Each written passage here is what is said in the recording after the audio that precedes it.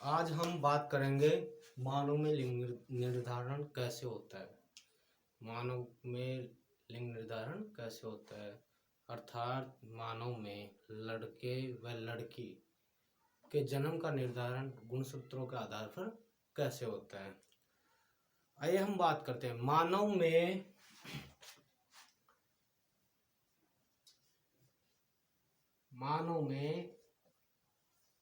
23 जोड़े गुणसूत्र पाए जाते हैं। गुणसूत्र 23 जोड़े। अब इन 23 जोड़ों में से अब वो चाहे मादा हो चाहे नर हो, कितने कितने जोड़े गुणसूत्र पाए जाते हैं? 23 जोड़े अर्थात 46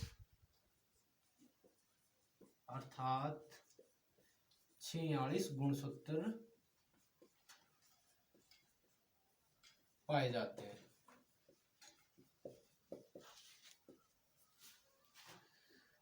अब इन 23 जोड़ों में से 22 जोड़े 23 जोड़ों में से 22 जोड़े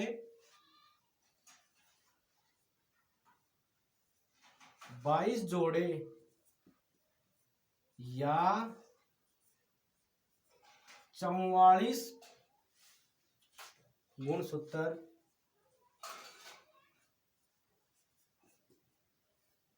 अलिंग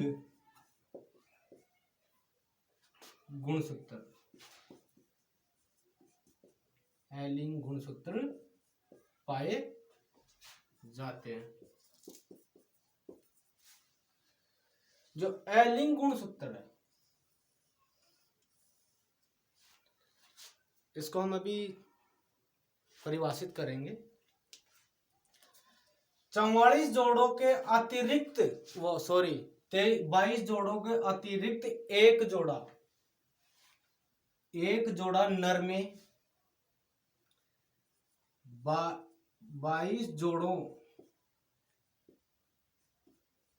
के अतिरिक्त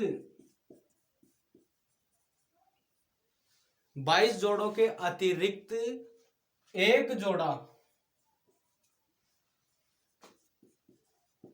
एक जोड़ा नर में XY प्रकार का पाया जाता है। किस प्रकार का पाया जाता है? XY प्रकार का पाया जाता है। किसमें? नर के अंदर। किसमें? नर के अंदर। मादा के अंदर 22 जोड़े अलिंग गुणसूत्रों के अलावा 22 जोड़े अलिंग गुणसूत्रों के अलावा मादा में एक जोड़ा XX प्रकार का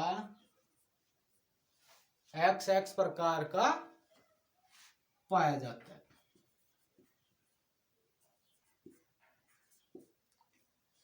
कौन से प्रकार का पाया जाता है? XX प्रकार। अर्थात हमें इतना तो ज्ञात हो गया कि मानव में 23 जोड़े द्विगुणित 23 जोड़े द्विगुणित अर्थात 2n। 23 को 2 से गुणा करेंगे कितने हो जाएंगे? बराबर 46। द्विगुणित मानव में द्विगुणित गुणसूत्र पाए जाते हैं। और कितने पाए जाते हैं? जोड़े बोले तो 23 जोड़े पाए जाते हैं और वैसे बोले तो 46 गुणसूत्र पाए जाते हैं। वो 46 गुणसूत्र भी नर प्राणी के अंदर जो 22 जोड़े अलिंग गुणसूत्र होते हैं उनके अतिरिक्त एक जोड़ा अर्थात 2 गुणसूत्र XY प्रकार के पाए जाते हैं। कौन से प्रकार के? XY प्रकार के।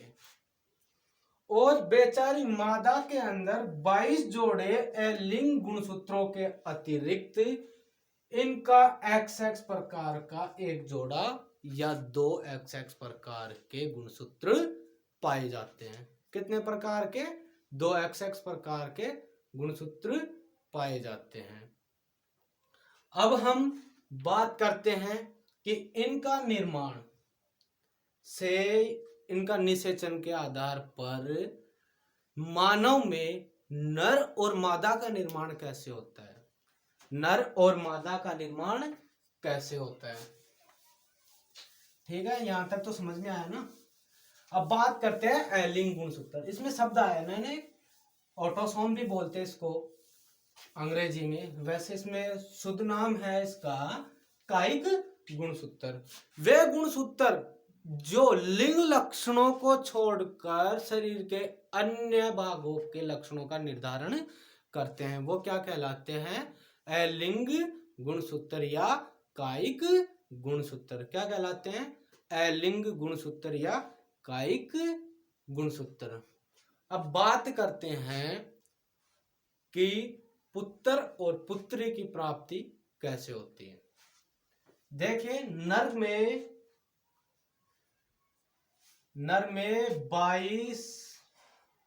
22 जोड़े किसके पाए जाते हैं? अलिंग गुणसूत्र के, प्लस एक जोड़ा XY प्रकार का। कितना जोड़ा? एक जोड़ा XY प्रकार का। उसी प्रकार मादा के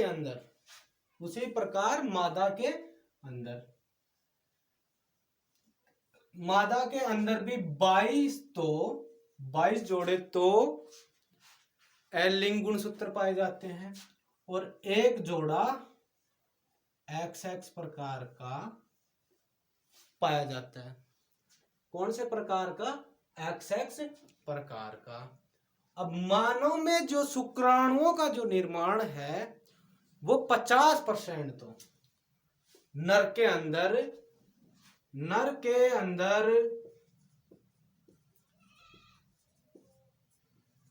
शुक्राणुओं का निर्माण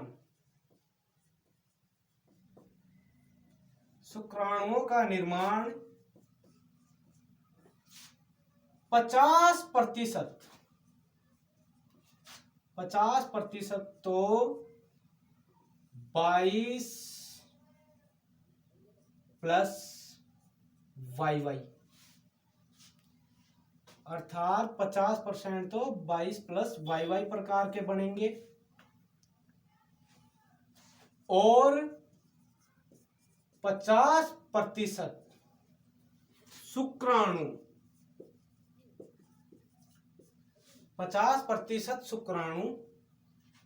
22 प्लस X प्रकार के बनेंगे। इसको हम YY ओनली Y भी लिख सकते हैं और डबल Y भी कर सकते हैं। इसको हम डबल X में भी ले सकते हैं और X में भी ले सकते हैं। ठीक है, जबकि मादा के अंदर ऐसा नहीं होता है। जब मादा के अंडाणु जो बनते हैं, मादा के अंडाणु केवल एक ही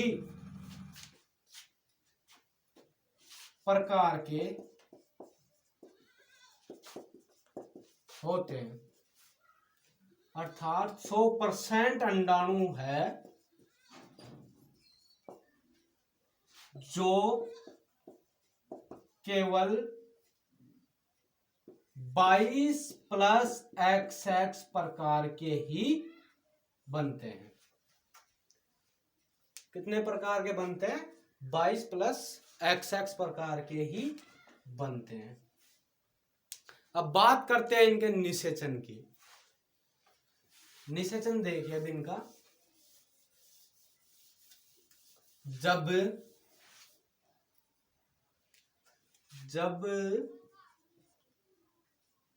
नर गुणसूत्र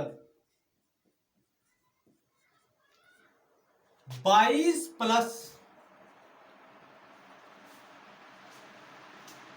X प्रकार का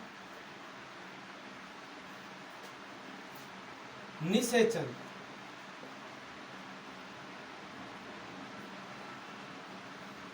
मादा के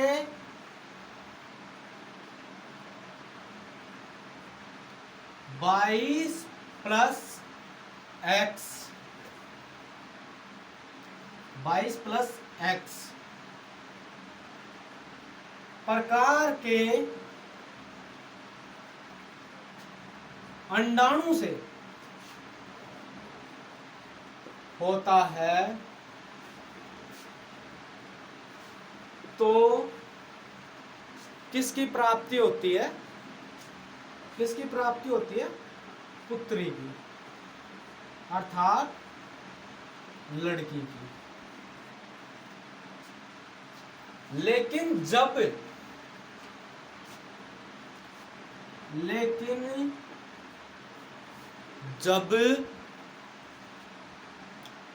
नर का 22 प्लस वाई प्रकार का शुक्राणु या गुणसूत्र,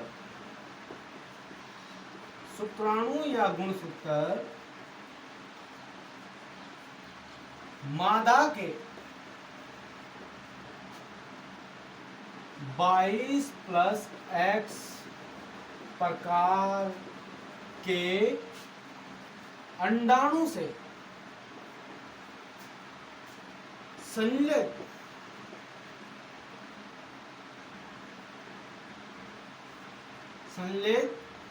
या निषेचित होता है तो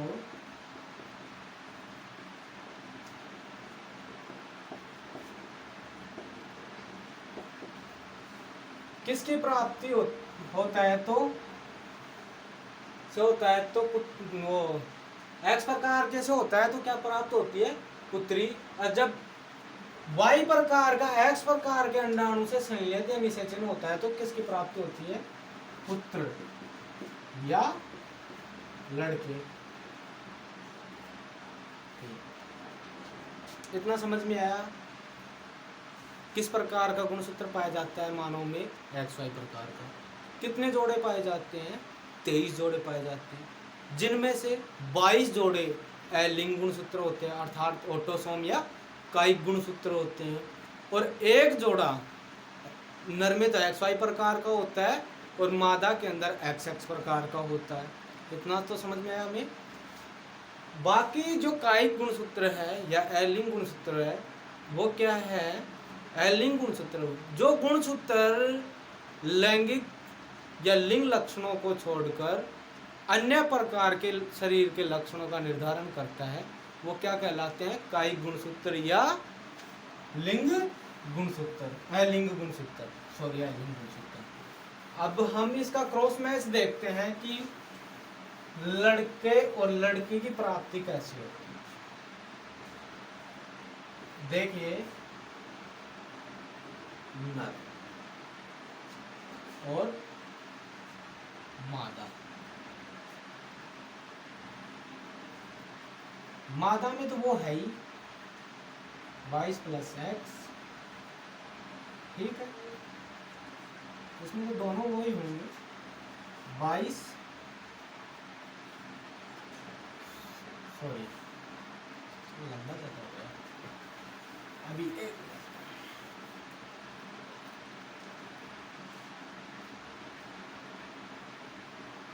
नर और मादा।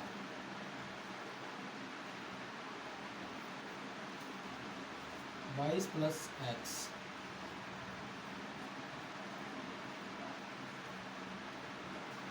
बाईस प्लस एक्स,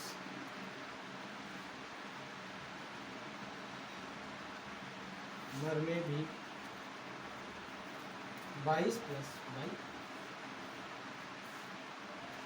और 22 प्लस एक्स। अब यहाँ देखिए, जब 22 प्लस एक्स का क्रॉस मादा के नर 22 प्लस एक्स का क्रॉस मादा के 22 प्लस एक्स अंडाणु से कराएंगे तो क्या होगा? 44 प्लस डबल एक्स। क्या होगा? 44 प्लस डबल एक्स। अब इसी को 22 प्लस एक्स नर के गुणसूत्र या शुक्राणु को मादा के दूसरे 22 प्लस एक्स अंडाणु से निषेचित कराते हैं तो भी क्या बनता है? 44 plus x x, 44 plus x x. अब 22 प्लस वाई नर शुक्राणु को मादा 22 प्लस एक्स अंडाणु से निषेचित करवाते हैं। निषेचित करवाते हैं तो क्या बनता है? 44 प्लस एक्स वाई। क्या बनता है? 44 प्लस एक्स वाई। अब इसी को मादा के वाई, सेम ये पोजीशन से इसको इससे करवाते हैं मादा के दूसरे 22 प्लस एक्स अंडाणु से तो भी क्या बनता है? 44 प्लस एक्स वाई। जबकि हमें यह ज्ञात है जब नर का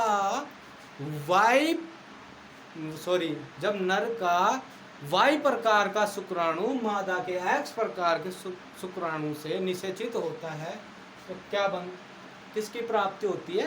पुत्र की। तो ये क्या हो गए? पुत्र। क्या हो गए? दोनों पुत्र।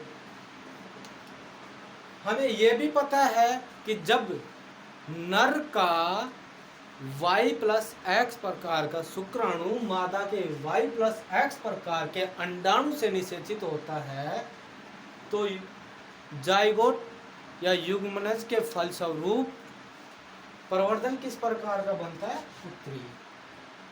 क्या बनता है? पुत्री। अर्थात किसकी प्राप्ति होती है? पुत्री की।